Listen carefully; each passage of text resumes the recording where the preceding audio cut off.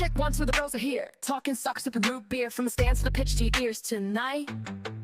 They break it down, no fluff, no gloss. Goals and misses, they count the cost. Laugh aloud while they analyze the fight. RSL bros, they're running the show. Kicking it live where the fans all go. From the mountains high to the valley low. RSL bros, they're in the know. RSL Nation! Whoop, whoop. Welcome back to another episode with the RSL Bros. We're happy you're here. We are. I'm not so sure we're all happy about what happened this weekend. Last weekend. No. I mean, no, but we're happy you're back with us again. Yes, we're definitely glad that you're listening again to us. And if you're listening, we're halfway through the week. We're at a Wednesday. That means one step closer to making it to Saturday. Yeah. So we're going to talk about a lot of stuff. Today is just going to be opinionated, as always. Guys, we're glad that you're staying for a lot of our opinions because we need somewhere to dish it out. So thank you. And so with that, this is how it's going to go down today. We're going to do this. We're going to talk about Sunday because a lot of stuff happened on Sunday. Yes, we're just going to talk about Sunday. Then we're going to talk about some MLS news or stuff that came out in the MLS, especially with the Vancouver Whitecaps.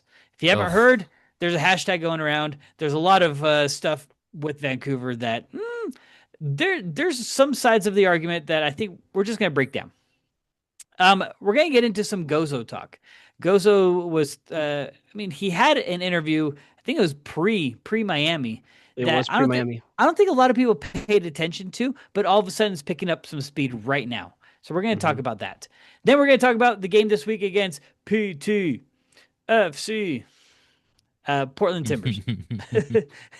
I mean, that's the only thing you hear on the television. So, and then prediction time, Instagram questions. You guys know the drill if you've been here before. So let's just dive into it. Christian, give us your thoughts on Sunday's game. Oh, that's great thoughts. That's it's good. It's a good way to go about it. I mean, here's the thing. We saw a rotation in the lineup that I don't think was necessary. Oh, really? I mean, I get the players are tired.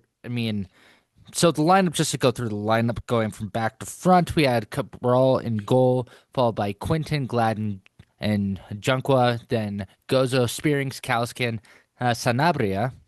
And then to the front, this is where we see a lot of the big changes. Hezarkhani started up top with Luna, and then Victor got his first start of the season. Mm-hmm. And here's the thing. Tell me. My biggest issue with the lineup, this might ruffle some feathers, is starting Hezarkhani. Oh. Actually, it doesn't ruffle my feathers, but I didn't expect that one. See, for me, I was complete opposite. The one start that I didn't like was Victor over Sergey. Now, I get the want to rest and rotate, and this is why I actually take a little bit. I didn't like starting Hezarkhani. How, like Marco said, you would have preferred Sergey over Victor, but here's the thing. Aiden's coming back from injury. He hasn't been playing minutes, and I don't think I think it would have been better to, keep Gilavogi starting and then sub him out and bring Aiden on for minutes towards the end of the game. That's how I would have managed those minutes there. I think that would have been a smarter way to run those minutes personally. Interesting. Well, I guess, Marcos, what's your side of this story? No, I understand the heavy rotation where that's Sure. 3 games in 8 days, which is heavy on those legs. But I haven't really been impressed in the time that Victor has started. Well, obviously this is his first start, but I would have done the reverse. Sergey starts and then Victor off the bench, because we've seen the times that Sergey has started. It's that energy with him, Gozo, and Luna. I feel like that would have been maybe a little bit of a game changer in that first half. I don't know, guys. I'm for the rotation only because seeing the players up close the past I guess the San Diego game plus the Inter Miami game, those starters were exhausted and Sure. they left it all on the field. Sergey, especially after Wednesday, he was just getting manhandled. I would even say like borderline molested against Falcon. That was just Well, a that's lot of partially because Falcon was getting away with whatever he wanted. But here's the thing. I say that criticism, but at the same time, on the flip side, I also completely understand the need to rotate. yeah, And yeah. so I to me, and thinking about it right now, to me, this is a situation of people are not going to like this because of the result, but good, better, best. Okay, yeah. I mean I can see that. But here's the thing. I mean let's dive into this game. Cool. We got our opinions out there of who should have started, who not. But what actually happened in this game? First half, I thought this was just a A train look, wreck. not a train wreck. Let's not exaggerate here, but it it just wasn't a team that looked together. It looked like an exhausted team, even though it Well, was rotated. and I think to your point, Alan, I think it's kind of what we've seen through these 9 games of the season. It's RSL not being able to finish the chances. We get so many opportunities, whether it's outside the box, inside the box, and we're looking for like that that perfect pass. But no, just take the freaking shot. It's what we saw in the Miami game. Yeah. So many times we're afraid. We're afraid to just take that. Yeah, I can see that. Um, it, Well, I mean, I guess yeah, I was gonna stats say, look at wise, the stats. XG in the first half 1.2, shots 11, three of those on target. Oh, Whoa, excuse whoa, me. that's Sorry. I'm I, that's I will Galaxy take I was like, stats. wow. no, excuse me. 0.94 for us in the XG, 5 shots for us, 3 on target. I was looking at the Galaxy. Yeah, I was gonna I was gonna say, wow. Now, this is where we get into talking about productive possession because, I mean, numbers wise, our possession fantastic, total number of shots we're taking shots, and but honestly, even still, 5 out of our 10 shots in the second half were on target, which is great. It's what we want to see. No big chances missed because we didn't really have big chances. We had good accurate passing, less fouls than the Galaxy, even though they should have had a red card, and I will die on that hill. I know we Well, can't. I know we, and I agree with Pablo. We cannot blame the refs completely, but that was a bad miss on their end. Regardless, we should have pulled out a better result. I am gonna agree with Pablo on that. Like, I know you're gonna say the same thing on because it's killing you too. No, But both factors are. I believe that both factors can be true. A lot of the time we did play well, but like Marcos said, we did not finish the chances that we should have, and that might be our bane this season is that we are playing very well, but if we're unable to finish chances, it doesn't matter how well we play. oh, and I listened to the post game with Pablo, and then today I listened to Kurt. He was on ESPN 700. Both those said pretty much the exact same thing. Like we can't control what the ref does, game in and game out. We can only put what we do on the pitch. And yes, there's games where we have refs who make some stupid calls. The Victor call, the free kick at the beginning of the game with Marco Roy scoring an incredible free kick. Yes, some might say that's a foul, but was it a foul? But yeah. I mean, let's just get this out of the way. The biggest complaint out of everyone, fans, players, coaches, is the lack of consistency. It hmm exists. That Um, is this game is nothing different. There was a lack of consistency just in the game itself. I mean, if you're gonna call the one foul that where Royce got the free kick and scored, how come you don't call the Victor one where he gets totally tackled? I mean, a, a we're just stat that leaving it. I found, well, a stat that I found really interesting, leading back to last season into this season, RSL has been awarded the least amount of PKs in the entire league. I mean, that is almost a well-known fact. yeah. Almost as Yeah. Well, the most and well-known fact.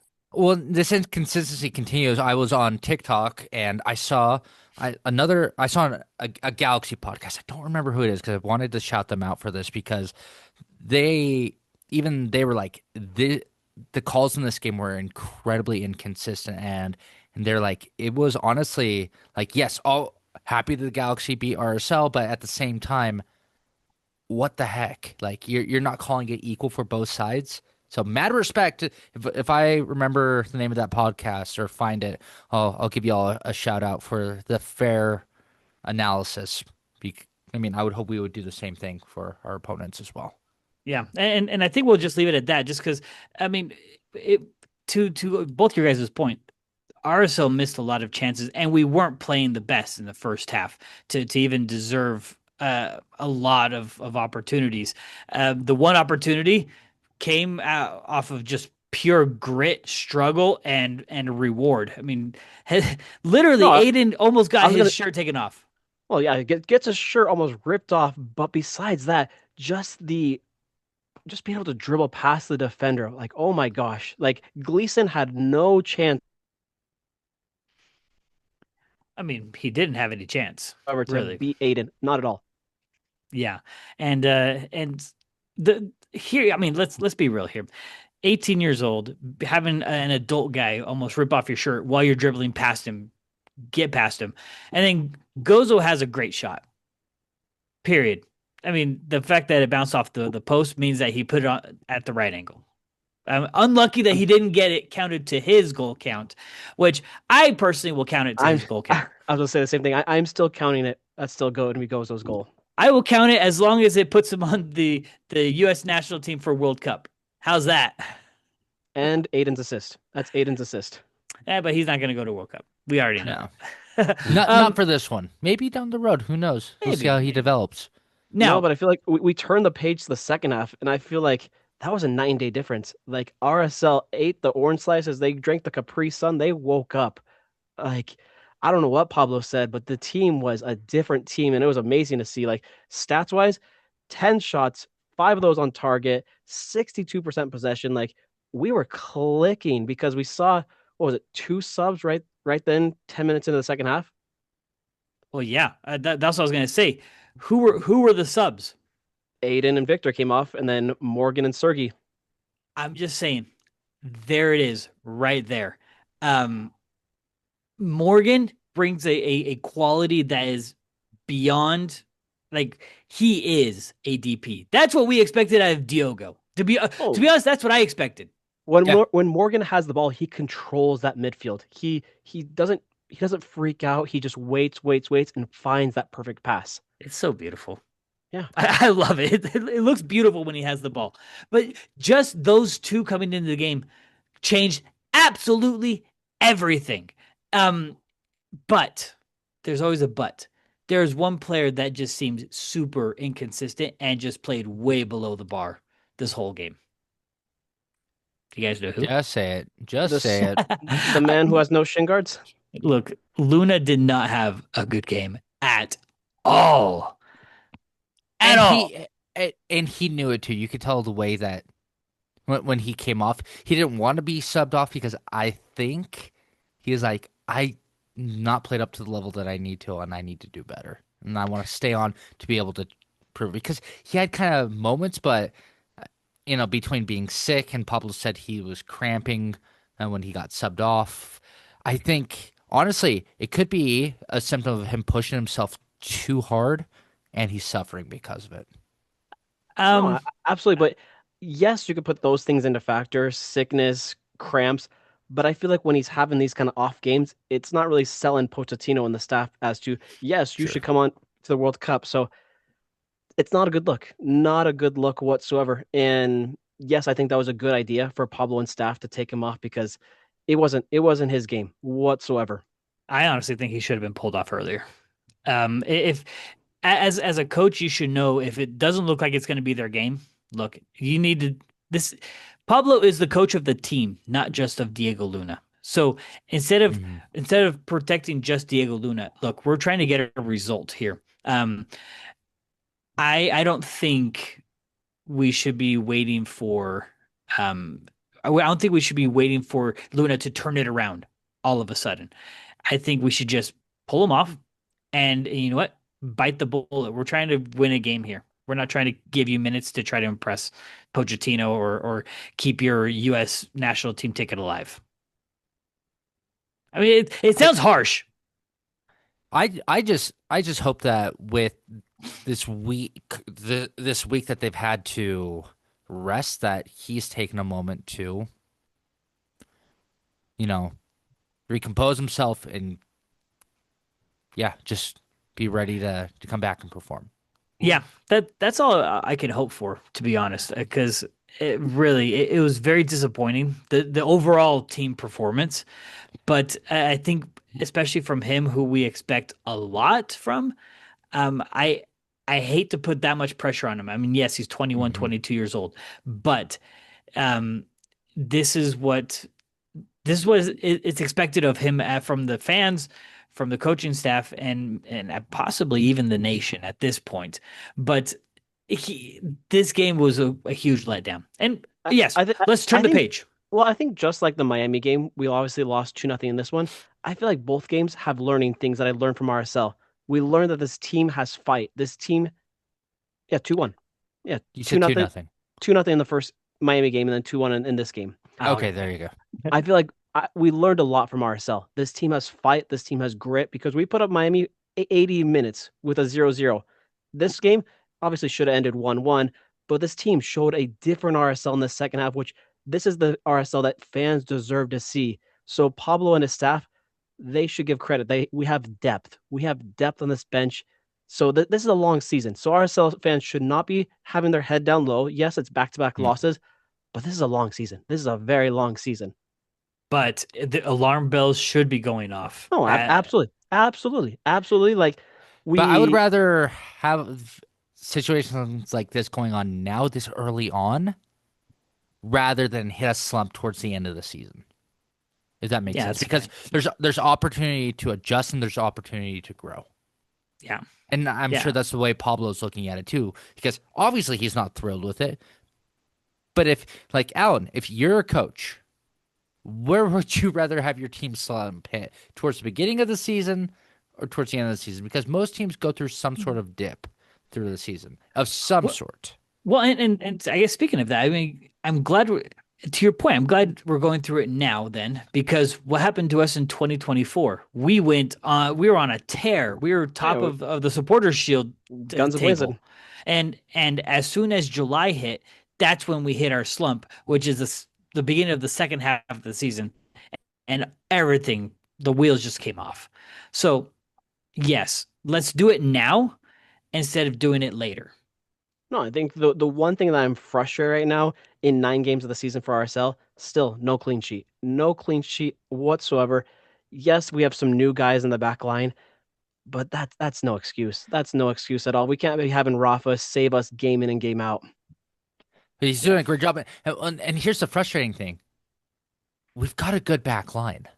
Yeah, Like we do. We have a good back line. I think, you know, um, Justin Glad has found a good space and in the center of a three back. We've got, you know, great wing slash central backs surrounding him. I mean, I don't know what it is, what the difference is, because the strategy is obviously working for the and just like I don't know. It's weird. And I don't have an answer. That is actually a Yeah. conversation. If we're ever able to get Pablo on here, I would love to talk to him about like what he thinks could be a potential solution. Because yeah, it's just I don't know. Yeah, there's a lot of stuff that I mean, we have to treat every game like I mean, everything ebbs and flows. You're gonna have good Hmm. games, you're gonna have bad games. Doesn't matter. I mean, you could have the best training sessions all week and then all of a sudden not show up on Saturday. I Right. mean, Pablo always says preparation for Saturday doesn't begin Saturday morning when you wake up. It's the whole week leading up to it. But Hmm. some but things I was can gonna say, happen.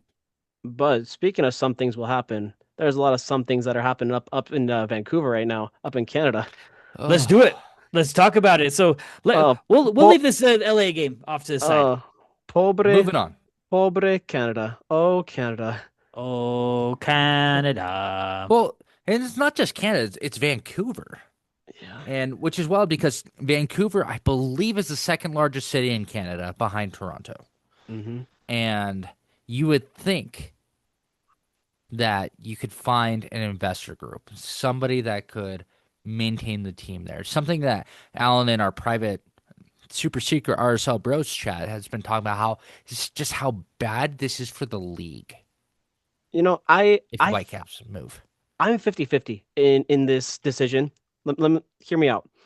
First reason, I feel bad for the Vancouver fans. Like, obviously, this sucks. I put myself, if RSL were to leave and go to Vegas or Phoenix, Oh. whatever, that would suck. That would suck immensely. But on the plus side, you look at anywhere else in the world, you look at La Liga, French, England, nowhere else are they including another country into their league. My thing is like, why can't Canada just branch off and just do their own type of soccer? Like, yes, they already have a Canadian soccer league. It's really crappy. It's like the level of the USL, but still, it's like you don't see any other country join another country for a soccer league. I mean, the NBA also does that, but That's the thing. Only here in North America do we do it. In fact, just I mean, what did I say, Marcos? It was NBA, NHL, And then only Major League Baseball, and us. I don't think it degrades the quality of the game though. No, Here. it's not about the quality of the game. It's there's a lot of logistics. I'm going to attack it from the logistical side. Imagine if we had a player that had visa issues and we were working through them, but they were here in the United States. We wouldn't be able to play them if we were away to Toronto, to Montreal, or to Vancouver. They couldn't leave the country. And I'm yes, granted, those issues should be resolved before they come onto the team, etc. But Sure. you still have those kind of things exist. I mean, look what happened to Juanma. Juanma was playing with us. He went on international break and had to go to Uruguay and fix all his stuff. So what happens if we would have had an away game to Vancouver or to Toronto? We would have lost him for that game. So that Fair. affects our play, our strategy as a team. Um, and maybe it's a small percentage that I'm talking about, really. But I really think there's something to be said about having all teams in our country. But besides that, this club is one of the oldest clubs in North America. When were they founded? Like 1974 or something like that, somewhere in the 70s. I mean, we're talking about one of the oldest soccer clubs in North America, oh yeah, and they're thinking Vancouver. about moving them out. Vancouver was home to here during COVID, if you guys remember. Yeah. So they have ties to Utah. So that's why I kind of feel like a little closeness. Like, Alan, you're rolling your eyes, but no, but like it honestly sucks. It would really suck for how good Vancouver has been over the years. Like, you look at a team like Colorado's, KC. How well You they're look at doing right now. like right now, like they're battling for supporter shield. Like, that's what sucks. You have teams like KC who have been bottom dwellers for so many years. Why do they deserve to stay? Like, they suck. They should be relocating. Because Ugh. I think it has something to do with revenue, if I'm not mistaken. Vancouver is not producing enough revenue because what BC Place, they're not getting anything out of it because BC Place is not their stadium. They have to rent it out. Just like with us in Rice Eccles Stadium, that's why we needed our own stadium because we weren't getting anything out of it. We had to pay the University of Utah. So these places that don't have basically enough to have their own stadium, they're struggling. New England at some for Yeah. me, New England is one of those that I'm surprised they've been around for as long as they've been around because they've had well, I guess not They're time they're out on that. well, they're building a stadium right now. Well, I was gonna say time out on that because Robert Kraft is also the owner of Patriots. the Patriots, so I guess that's a special case. But yeah, But it's my thing in terms of the relocation for Vancouver, like, I guess I'll suck it up. Like, yes, that has to happen. But Vegas, really, like, let's give it like, to a place that already has a team, like a Sacramento or a Phoenix, like a team that deserves it, that's been asking, that's been wanting MLS team for years on end. I'd be more Phoenix and Vegas. Yeah. Vegas does not deserve all the professional teams they're getting right now. No, no, I mean, I mean, no. Don't, Alan, don't give credit to Vegas. No, they don't deserve it. No. I mean, here's the thing though. Coming from I'm gonna Okay, if we're talking about financially, they can't Fine. afford these teams because they consistently have to release municipal bonds. We're getting to investment level here. They consistently have to release bonds in which they're basically getting loans from investors to pay for these things, to pay for their stadiums, to pay for their players because they can't afford them. And on top of that, they jack up their ticket prices as well. If you ever take a look at how much, for example, if you wanted to go see, let's say your team is going to go play the Raiders, you're paying. And I looked because I was gonna be I was down in Vegas last year for a conference, and I'm a Houston Texans fan when it comes to NFL. I lived in Houston, calm down. So I have a valid reason for being a Texans fan. And I was like, oh, Texans are going to be there at the same time. Cool. I would love to see the Texans play, even if it is against the Raiders. And I took a look at nosebleed seats. This was for a Thursday night game, $400 for a nosebleed seat, not a resale. So Vegas That's literally cannot afford their teams. And people are talking about Vegas being a landing place for potentially for the Whitecaps if they are forced to sell. Give me a break. Send them to Phoenix. Build an indoor stadium in Phoenix, like BC plays. Wouldn't that be ironic? And like that's why Phoenix would be and they've got the metropolitan area to support it. I or maybe undoubtedly I was gonna say would maybe to have. Mark's point, Sacramento is also a pretty chill place. So, in case you're wondering, I'm looking at the attendance right now for Vegas's last home game. They played against Sacramento Republic. Their stadium holds 12,500. They had 3,081 people there. Well, their stadium is also a baseball stadium, But so still, but still, So they can't fill their stadium. So why should they and deserve an MLS team? NYCFC is playing in a baseball stadium right now, and they're filling it up. true. Bigger metropolitan area though. But yes, Still, hmm. That's a tough one. I mean, I really feel bad, like you said, Marcos. I feel bad for the fans because they're oh gonna yeah, lose their team only because their team isn't generating enough revenue because they don't have their own stadium. Well, and especially right when they just picked up Thomas Mueller, who they brought them in to bring more fans, bring in more money, all these things. But no, joke's on you. Now Mueller has to go move to Vegas or move to Phoenix. So I mean, the same thing almost happened to Columbus. When was it? 2018, yeah, 19? they had the yeah. hashtag save the crew. Well, But now it's hashtag save the caps. I mean, And I'm on board. there have been a couple of there have been teams that have shut down in MLS history. I mean, Tampa the Bay, Tampa Bay Mutiny, um, Miami Fusion. Miami Fusion. I think those are the only two that shut Chi- down. Chivas Oh yeah, USA. Chivas USA. That's right. You can't forget Chivas. We have had relocations. Yeah, obviously Um, San Jose, Houston. yeah, San Jose Earthquakes originally moved to Houston, and then they got their club back. Has anyone else moved? I think that's it. Okay. Well, I guess Columbus was threatened to move to Austin, but then Austin got their own team. So this isn't new, just that this one hurts maybe a little bit more because of the history of Vancouver. And So also it would kind of the rivalry, the Cascadia Cup, it would kind of go away. it would. It wouldn't go away. It would shrink. It would just be Yeah. Seattle and Portland. Yeah. Um, so yeah, there's that. Let's move on from that. But we're hashtag save the Whitecaps. Overall, Hashtag Save the save the caps. caps. Save the caps. save Come on. the Caps. That was my bad. Save them Caps. All right, let's move on. There's been a little ruffle going through the RSL world slash MLS world slash US national team world slash the world in general. That's a lot of slashes. But Gozo, like we mentioned at the beginning of this, went on, what was that show called? It's all MLS Live. MLS Live with the MLS panelists. Yep. And With Dax, with BWP, everybody. yeah, What a good lineup they have for the most part. for the most part. AKA ex New York Red Bulls players. I mean, because it's in New York, I think, if I'm not mistaken. But here's the thing: I can't remember the exact question, but I think it was on the lines of Gozo's future. Gozo mentioned, and I'm not going to quote it because I don't have it in front of me, unless you guys have it. But I got it. I can pull it up. you have the exact quote. I want the exact quote. I'm giving you 3 seconds before I summarize it. No. He says, he quotes, "In the summer window, I'd like to go to Europe."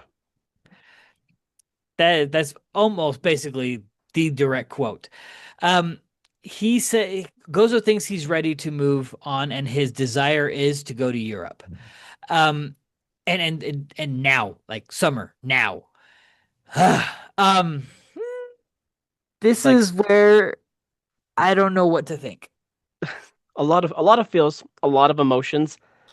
Yeah. Yes, Gozo's been doing great. He's been putting up great numbers from the end of last season to early this season.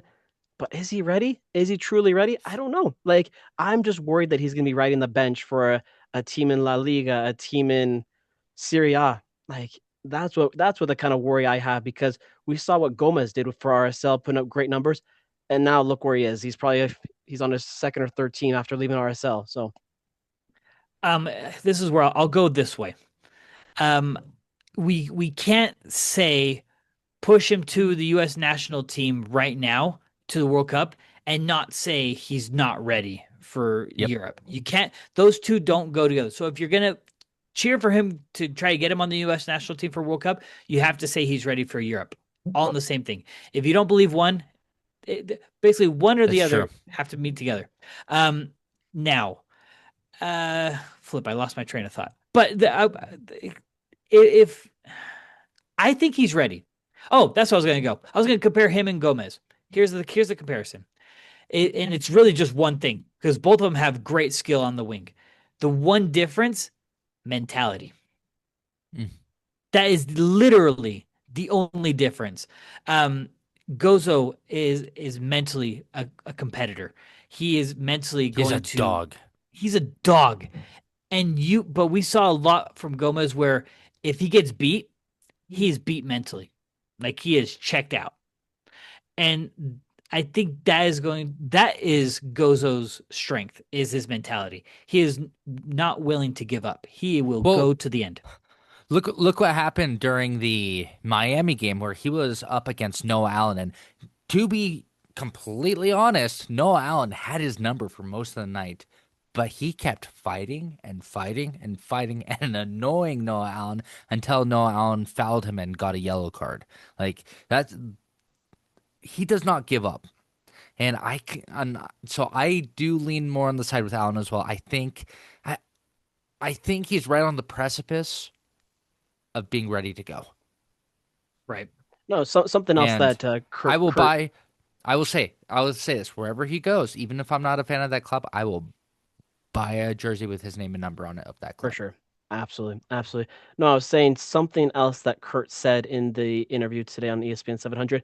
He said something that people need to realize, that we are developing players, because obviously he said first and foremost, we want to win trophies. Let me get that out of the way. RSO, we want to win trophies. It might come across that we don't want to win trophies, but we do. But we're developing players to have the highest potential that they are trying to reach. And for Gomez, he reached that potential to try to get to Europe. Gomez, I mean, for Gozo, his goal has been to get to Europe, and that's where we're trying to get him to go. Yeah. Um, we could argue all day if he's ready or not.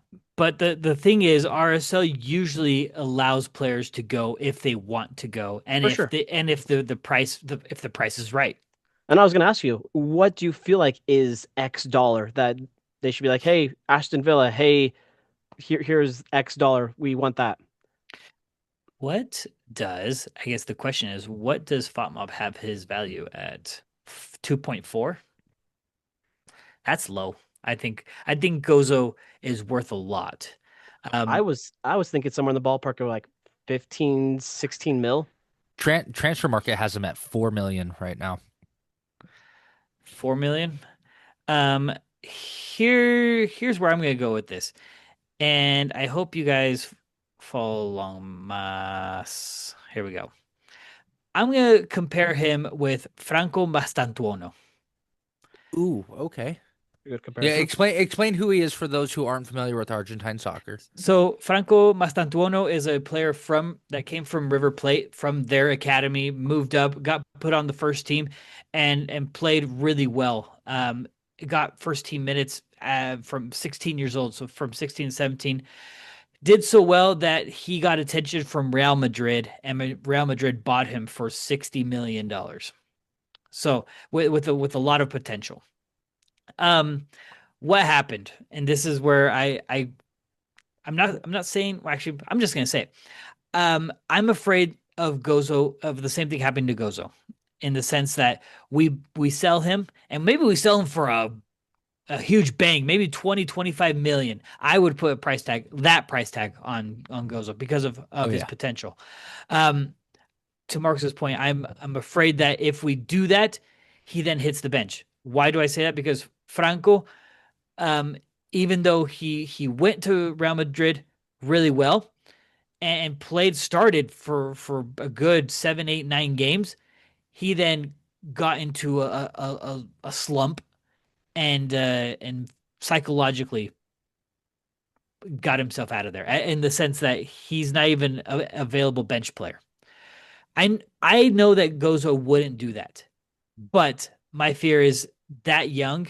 I mean, Gozo isn't even that young as Franco. Franco is barely 18 right now, and Gozo just barely turned 19. Um, I think Gozo is ready. I think we can get a lot of money for him, which in turn, I think we can get a really good quality player to take his place. Mm-hmm. Now, with whoever RSL picks up when Gozo leaves, would you go with somebody young, or would you just go for somebody more of a leadership kind of role? I don't. Sorry, I'm gonna be really blunt. I don't care. I just need someone that can bring numbers. As For in, sure. like, Yep. For sure. I need the product out there. I need something that produces. So if the replacement for Gozo, if Gozo leaves, needs to either be replacing the numbers at the same rate or Or higher. better. Yep. Yeah. Agreed. Oh, and Now here are preferably the somebody preferably somebody who's played a 3-back in a wing-back system as well. Obviously, I mean, yeah. we're not gonna look for a forward when we're looking for a wingback. Now here are the 4 clubs that are rumored to be interested in Gozo. Now I'm gonna list them in order that I think would be that I would prefer him to go to, and that would be beneficial. Number 1, Atletico de Madrid. Ooh, that would be a great one. Number 2, Aston Villa. 3, Red Bull Salzburg, so the Austrian team, and then 4th, KRC Genk, which I think would be a horrific downgrade. Eek. Yes. See, I would switch Aston Villa and Atletico Madrid. What? I don't think he'd get playing time at Aston Villa. No, He would get playing time at Madrid. Because here's the thing we're Barca fans here, but here's the thing that Atletico does well is they do develop players well. So does Barcelona. Don't get me wrong, but Atletico does develop well. it's true. He would be playing alongside Koke, Cardoso. Obviously, Griezmann would be gone at that point, but you'd have some really awesome players to learn from. I think here's the thing. If you can convert, or if he can convert into a right back, more of a right wing, then I think he would take over. For example, Atletico's lineup today, Llorente. Llorente is 31 years old. He would take Llorente's place right off the bat, and imagine him flying up that wing with Simeone. Oof. Bro. Lights And he'd out. learn a lot under Diego Simeone, which would just be incredible. In Well, fact, speaking of which, I'm watching I didn't know that Simeone had a series on Peacock. Did you guys know that? I Oh, I did. did not. Watch it. I've watched the first episode. It's good. Anyways, but Gozo leaving this summer, I'm okay with it. I'm not So okay I- with it from an RSL point of view. Like, I want to do better. I want to get trophies. Mhm. I'm not No, okay with that part. I guess that's where my sadness comes from, because obviously doing this Sure. podcast, I get that connection, I get that closeness.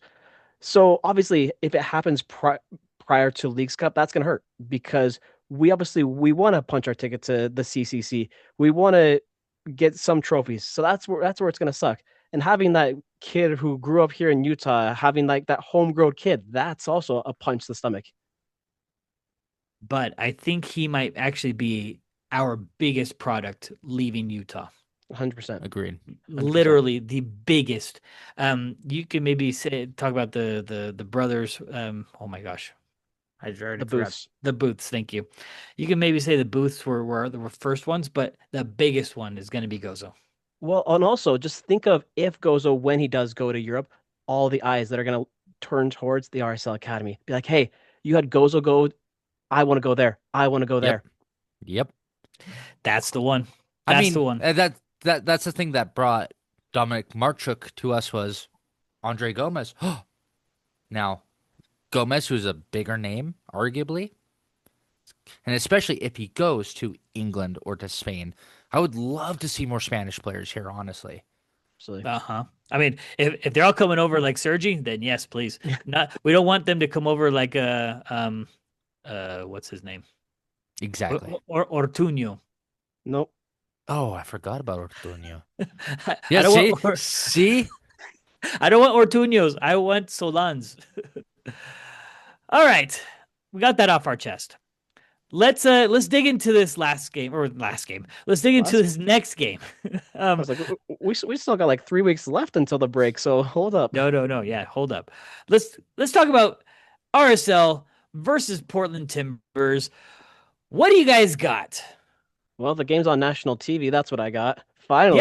I didn't know that. I forgot to check when I got an email notification. I saw that it was at 2:30, 2:45, and I was like, "Oh, I think this is our only game on national TV this season. no, we had Oh, the game against SKC. Yeah. no, that was That at was national TV. that was in the afternoon. How is it not on national TV? It was not. What? It was Eh, just Apple. But Whatever. anywho, obviously we're coming off back-to-back L's. Portland is coming off a win, but it's against San Diego, and as we know, San Diego is not the greatest at the moment. But still, a win is a win, and they won on the road 2-1. But still, Portland is a sneaky, weird team. they, Sneaky they've and they, weird. they they've always been competitive, and so to write this off as an easy win for RSL, I think is silly. Um, but one Yes and no. one just taking a look at Portland, some of the key players that they're missing right now, which is huge. The biggest one for me is Juan Mosquera is out. Yes, that is a big one, and I'm glad that he's out. Um, that's a big one, but it doesn't mean that. I mean, they still have Oh, they're people still that dangerous. Well, they still got Anthony. They still have Diego Chara, who he needs to retire. A player who They have didn't Da play, Costa. Felipe Mora, who didn't play at all dude. last game for them. Felipe Mora has our number. If he plays, Oh, I swear, if he plays, he has our number. By the way, if you look at every single time we've played Portland the past couple of times, let's see. Um, last time we played them, we lost 3-1, and Morta scored 2 goals. The time before that, we won. 2024 when we tied 3. No, I could have sworn Morta had our number. Wait for it. Yep, Morta scored in a 3-0 win back in 2024, July. Morta scored again in a 2-1 victory back in 2023. Morta has like 4 or 5 goals against us. So, but he has been on the bench recently, so maybe we got saved for that. Cross your fingers. ugh. But But knowing ourselves coming off a back-to-back losses, and we're having like a full week of training now that we don't have a midweek game, what changes in the lineup, if anything? we go back. I, I was gonna say we go back to the Miami lineup. Yeah. So you start DeAndre this time? Yes. Mhm. Yes, because I don't think PQ had the best game either against LA, and I think PQ goes back to being the bench guy. Um, but we do play Juanma and not Alex. Oh, absolutely. I still prefer Juanma, even though he didn't have the greatest game against the Galaxy. I prefer Juanma over Alex in Agreed. terms of offensive production. So I don't know. But I did see on Portland's lineup, and I totally forgot about this, Cole Bassett. Cole Mhm. Bassett is on there. Oh yeah, He is He's their left dangerous. midfield. Yep, Yep. he is very dangerous. This game is going to be the battle of the midfield. If we can control the midfield, dunzo. We have this one in the bag. Agreed. And with Spearings and Caliscan playing, guys, I can't be more happier. More happy. What's the correct grammar? Couldn't be happier. I couldn't be happier. Um, with the both of them. Spearings has fit in, I think, just as much as we can expect. Mm-hmm. Yeah, I think Cal- this is a game that Sergey as well as Morgan should be starting to help that attack to be hopefully finishing some chances. And then second half, Victor Aiden off the bench.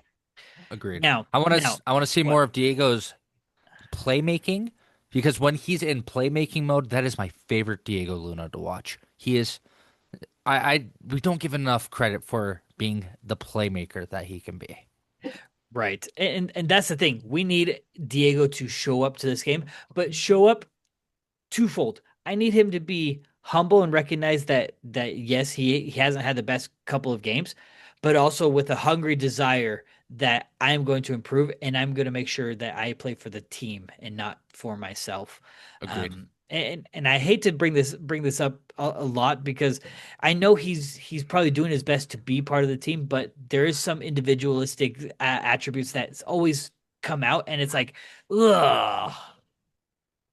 So I don't know. But what, you're gonna say something else, Marcos?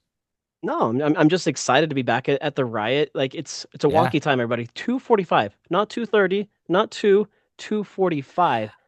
I want people to show up at the same time or at the same earliness as they did for the Miami game, please.